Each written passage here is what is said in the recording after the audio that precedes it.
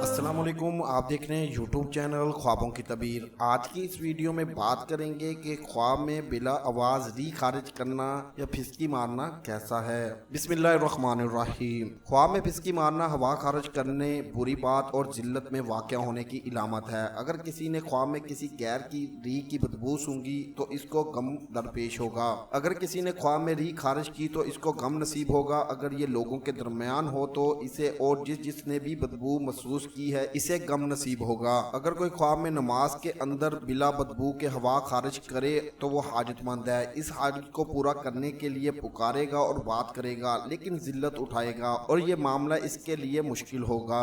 ہوا خارج کرنا راز کے افشا ہونے اور باطن سے کینہ اور حسد کے ختم ہونے پر دلالت کرتا ہے، اور مشقت کے بعد راحت ملنے پر بھی دلالت کرتا ہے، اور قرض کے ادا کرنے پر بھی دلالت کرتا ہے۔ کبھی اس کی بو سونگھنا سر میں درد اور نزلہ اور بے فائدہ خبروں پر دلالت کرتا ہے۔ اگر کسی نے دیکھا کہ پاک ہونے کے بعد ہوا نکلی، اگر اس نے وعدہ کیا ہے تو وہ وعدہ خلاف ہوگا اور قسم میں خیانت ہوگا۔ الا یہ کہ وہ دوبارہ پاکی حاصل کرے تو وہ وعدہ کی پاسداری کرے گا یا اپنی قسم کا کفارہ ادا کرے گا۔ اگر کسی نے بغیر پاکی کے ہوا خارج کی تو کلام کرنے کی دلیل ہے یا ایسا مال ہے جس میں خیر نہیں ہوگا۔ اگر کسی نے اپنے گھر میں ریح خارج کی تو ان کے اور ان کے اہل خانہ کے ساتھ بات جاری ہوگی۔ جب بھی اس سے بدبو آئے یہ دل کے برے ارادوں کی طرف نشاندہی ہے۔